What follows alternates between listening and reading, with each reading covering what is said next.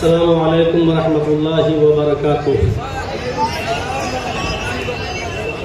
الحمد للہ وحدہ والصلاة والسلام علی من لا نبی بعدہ، اما بعد۔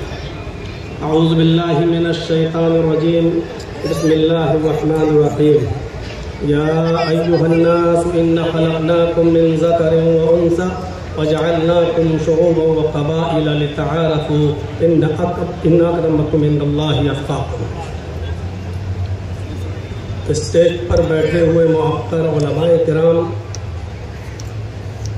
اور معزز سامعین حضرات جو ہندوستان کے گوشے گوشے اور چپے چپے سے تشریف لائے ہوئے ہیں، آل انڈیا اہل حدیث کانفرنس جو 35ویں آپ جو اس میں سماعت فرما رہے ہیں، اس میں شرکت کیے ہوئے ہیں، اس کا موضوع جو رکھا گیا ہے احترام انسانیت اور مذاہب عالم، یہ اپنے نوعیت کا بڑا حساس موضوع ہے اور تمام خطباء نے اسی موضوع پر گفتگو کی ہے۔ اللہ تبارک و تعالیٰ نے ساری انسانیت کو ایک کنبے سے، ایک قبیلے سے، خاندان سے جوڑا ہے۔ آپ اس بات کا اندازہ قرآن کی آیت سے لگا سکتے ہیں جو میں نے خطبے کے بعد آپ کے سامنے پڑھی ہے۔ اس کے اندر اللہ تبارک و تعالیٰ نے ساری دنیا کے انسانوں کو آپس میں بھائی بھائی قرار دیا ہے۔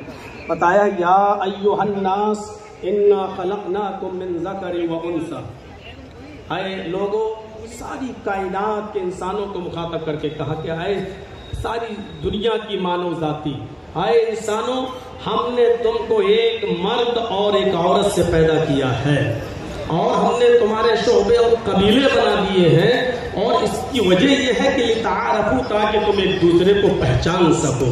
تو یہ کہا کہ یا ایھا الناس انا خلقناکم من ذکر و انثی، ہم نے ساری انسانیت کو، سب کو ایک مرد اور ایک عورت سے پیدا کیا ہے۔ تم سب کا باپ ایک ہے، تم سب کی ماں ایک ہے، تم سب کا باپ آدم اور تم سب کی ماں ایک حوا، جس کو آپ آشو کہہ لیں، ہیووتی کہہ لیں، شتروپا، تم سب ایک ہی باپ کے اور ایک ہی ماں کے بیٹے ہو، یعنی تم سب آپس میں بھائی بھائی ہو۔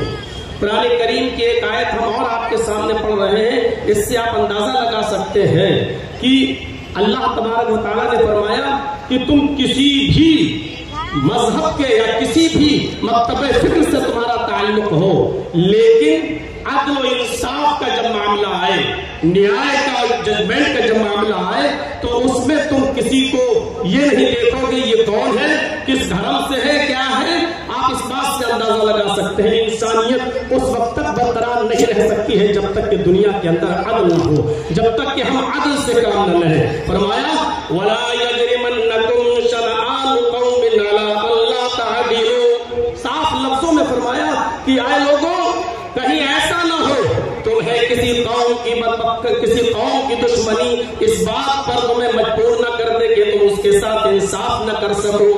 انصاف ہر حال میں کرنا ہے، چاہے وہ کسی بھی مذہب کا ماننے والا ہو۔ یہ نہیں دیکھنا ہے کہ یہ کون ہے، اس سے ہمارا تعلق قریبی ہے تو اس کے فیور میں فیصلہ کر دیا جائے۔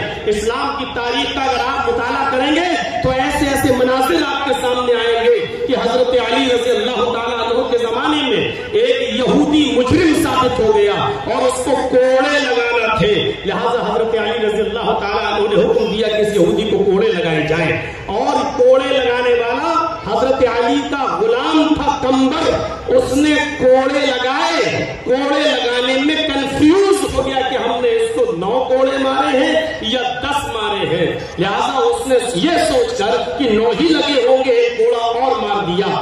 جب اس کو کوڑا لگ گیا تو پھر اس نے حضرت علی رضی اللہ تعالیٰ عنہ سے کہا کہ امیر المومنین، آپ کے خادم نے، آپ کے غلام نے ایک کوڑا مجھے زیادہ مارا ہے اور مجھے اس کا انتقام چاہیے۔ فوراً اسی وقت حضرت علی رضی اللہ تعالیٰ عنہ نے قمبر سے کہا کہ اے قمبر ادھر آؤ اور دیکھو یہ یہودی کیا کہہ رہا ہے۔ قمبر نے اعتراف کیا کہ ہاں امیر المومنین، مجھے شک ہے، پتہ نہیں 9 مارے تھے یا 10، تو یہ سوچ کر کہ 9 ہی مارے ہوں گے، ایک اور میں نے مار دیا۔ مجھے اعتراف ہے اس بات کا کہ ہو سکتا ہے کہ ایک کوڑا زیادہ لگ گیا ہو۔ حضرت علی نے فرمایا اب تم کھڑے ہو جاؤ۔ اور اس یہودی سے کہا کہ کوڑا لو اپنے ہاتھ میں، اور اس یہودی سے کہا کہ تم اپنا انتقام لے لو، بدلہ لے لو، اور ایک کوڑا اس یہودی نے مارا حضرت علی کے غلام۔ میں کہنا یہ چاہتا ہوں انسانیت اسی وقت محفوظ رہ سکتی ہے، اس کا تحفظ اسی وقت ہو سکتا ہے جب آپ عدل سے کام لیں گے، اور جہاں عدل و انصاف ختم ہوا وہاں انسانیت بھی مجروح ہوگی، انسانیت کا بھی خون ہوگا۔ اس لیے ہر حال میں اگر آپ یہ چاہتے ہیں کہ انسانیت مجروح نہ ہو، انسانیت محفوظ رہے، تو آپ کو عدل و انصاف قائم کرنا ہوگا، اور جتنا زیادہ عدل ہوگا دنیا میں اتنا ہی زیادہ امن ہوگا۔ آپ کو شاید یاد ہوگا حضرت علی رضی اللہ تعالیٰ عنہ نے بھی ایک یہودی کے خلاف مقدمہ دائر کر دیا تھا قاضی شریح کی عدالت میں کہ میری ایک زرہ ایک یہودی کے پاس ہے، اور جب یہودی کو پیش کیا گیا تو یہودی نے کہا وہ زرہ میری ہے۔ حضرت علی سے کہا گواہ پیش کرو۔ حضرت علی نے جو گواہ پیش کیے تھے شرعی اعتبار سے ان گواہوں کی کوئی حیثیت نہیں تھی۔ قاضی شریح نے امیر المومنین حضرت علی کے خلاف فیصلہ سنایا، یہ کہتے ہوئے کہ اے علی، آپ نے جو گواہ پیش کیا ہے وہ آپ کا بیٹا ہے، اور شریعت محمدی کے اندر بیٹے کی گواہی باپ کے حق میں تسلیم نہیں کی جاتی ہے۔ اے علی، آپ نے دوسرا گواہ اپنا غلام پیش کیا ہے، غلام کی گواہی بھی مالک کے حق میں آقا کے حق میں قبول نہیں کی جاتی ہے، لہذا یہ زرہ کا مالک یہودی ہے۔ حضرت علی کے خلاف فیصلہ سنایا۔ یہ عدل، یہ انصاف ہمیں یہ بتلا رہا ہے کہ جب اس طریقے کا عدل تھا، جب اس طریقے کا انصاف تھا، تو انسانیت چین اور سکون کا سانس لیتی تھی۔ یقیناً آج عدل و انصاف ہمارے معاشرے سے ختم ہوتا چلا جا رہا ہے۔ وہ ملک شام کا وہ واقعہ بھی ہمارے اور آپ سامنے آنا چاہیے کہ حضرت عمر فاروق جب ملک شام گئے تو ایک 12 سال کے یہودی بچے نے عمر ابن عاص کے بیٹے کے خلاف شکایت کی کہ امیر المومنین، ہمیں عمر ابن عاص کے اس بچے نے، عمر ابن عاص کے اس یہودی نے کہا کہ عمر ابن عاص کے بیٹے نے ہمیں کوئی گھوڑا مارا ہے، میرا گھوڑا اس سے آگے نکل گیا تھا ریس میں۔ حضرت عمر فاروق نے یہ سنا تو فوراً غصے سے لال پیلے ہوئے حضرت عمر ابن عاص سے کہا کہ یہ کیا ہو رہا ہے۔ فوراً بلایا گیا، بیٹے نے، عمر ابن عاص کے بیٹے نے اپنا جرم کا اقبال کیا اور اس یہودی بچے سے کہا کہ تو بھی اپنا انتقام لے لے۔ ہماری حکومت، ہماری خلافت، ہماری چودراہٹ، سب کچھ ہونے کے باوجود خود عمر ابن عاص کے بیٹے کو اس یہودی بچے نے کوڑا لگایا۔ میں علامہ احسان الہی ظہیر کی ایک بار تقریر سن رہا تھا، انہوں نے تو اپنے خطاب کے اندر یہ بھی کہا کہ ایک کوڑا حضرت عمر فاروق نے اپنے خاتم سے کہا کہ عمر ابن عاص کو بھی لگاؤ۔ جب عمر ابن عاص کو کوڑا لگا تو انہوں نے پوچھا کہ مجھے کیوں کوڑا مارا جا رہا ہے، میرا کیا قصور ہے؟ تو فرمایا تمہارا قصور یہ ہے کہ تم نے اپنے بیٹے کو صحیح تربیت نہیں دی ہے۔ اگر تم نے اپنے بیٹے کو صحیح تربیت دی ہوتی تو تمہارا بیٹا ناجائز کسی یہودی بچے کو کوڑا نہیں مارتا۔ یہ تحفظ انسانیت کا میرے بھائیوں وہ دور تھا جب عدل تھا، جب انصاف تھا، تو اس طریقے سے ہمارے معاشرے اور سماج اور سوسائٹی کے اندر انسانیت کا تحفظ تھا۔ آج ذرا آپ اپنے علاقوں میں دیکھیں، اپنے ملک کی بات تو چھوڑ دیجئے، کسی ایک چھوٹی سی چھوٹی بستی کے اندر بھی آپ کو عدل کے یہ نمونے نہیں ملیں گے، عدل کی یہ چیزیں آپ کے سامنے نہیں آئیں گی۔ قرآن کریم تحفظ انسانیت کے سلسلے میں اتنی عظیم بات کہتا ہے۔ میں جانتا ہوں جن لوگوں نے دیگر ادیان کا مطالعہ کیا ہوگا ان کو اچھی طریقے سے معلوم ہوگا کہ اس طریقے کی کوئی بات دوسرے مذہب میں اس کا عشر بھی نہیں ملے گا، 10واں حصہ بھی نہیں ملے گا۔ من قتل نفسا بغیر نفس او فساد فکأنما قتل الناس جميعا، جس نے کسی ایک انسان کو قتل کر دیا، نفس واحد کا قتل کیا، ہندو مسلم کی قید نہیں، کسی ایک انسان کو اگر قتل کر دیا تو قرآن کہتا ہے، یہ ہمارے اسلام کے اصول اور ضابطوں میں شامل ہے، صاف طور پر اللہ تبارک و تعالیٰ نے فرمایا کہ اس قاتل کو یہ جان لینا چاہیے کہ وہ صرف نفس واحد کا قاتل نہیں ہے، وہ ایک انسان کا قاتل نہیں ہے۔ فَكَأَنَّمَا قَتَلَ النَّاسَ جَمِيعًا، وہ ساری انسانیت کا قاتل ہے۔ ذرا تصور کریں، اس سے اگر مسئلے نکالے تو بہت کچھ نکالے جا سکتے ہیں۔ ایک انسان کا قتل پوری دنیا کی انسانیت کا قتل، یعنی اگر آپ نے کسی ایک انسان کو اس کی ماں کی گالی دے دی تو آپ اس اکیلے کو گالی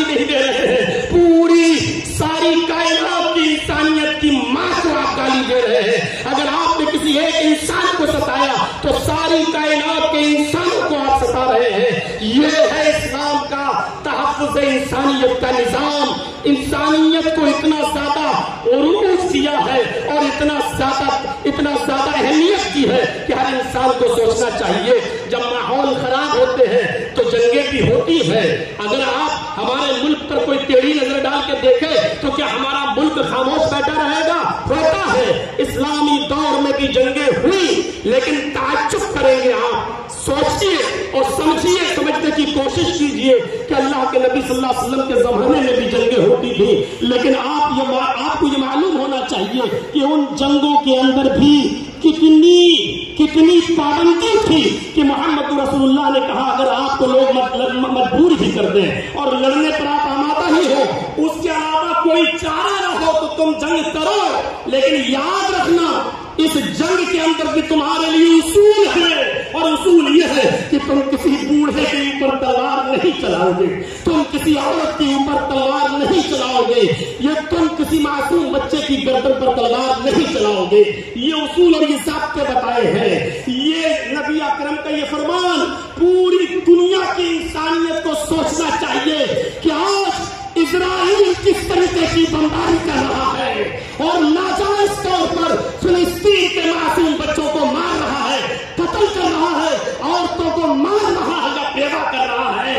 ساری دنیا کی انسانیت خاموش بیٹھی ہوئی ہے. وہ بچوں ہی کو ظلم و ستم کا نشانہ بنا رہا ہے, وہ وہاں کے لوگوں کو ناجائز طور پر مار رہا ہے. میں کہنا یہ چاہتا ہوں کون غلط کون صحیح ایک الگ مسئلہ ہے لیکن یہاں انسانیت مجروح ہو رہی ہے. محمد رسول اللہ صلی اللہ علیہ وسلم نے اس دور میں بھی یہی کہا تھا کہ کوئی بھی شخص جو ہے کسی بوڑھے کی گردن پہ تلوار نہ چلائے, کوئی بھی شخص کسی معصوم کی گردن پہ تلوار نہ چلائے, کوئی بھی شخص کسی عورت کو نہ مارے, کسی بوڑھے کو نہ مارے. یہ اصول اور یہ ضابطے متعین کیے تھے اسلام میں. میرے بھائیوں, نبی اکرم صلی اللہ علیہ وسلم کے زمانے میں بھی جنگیں ہوا کرتی تھیں اور آپ غزوات و سرایا کی تعداد جوڑیں.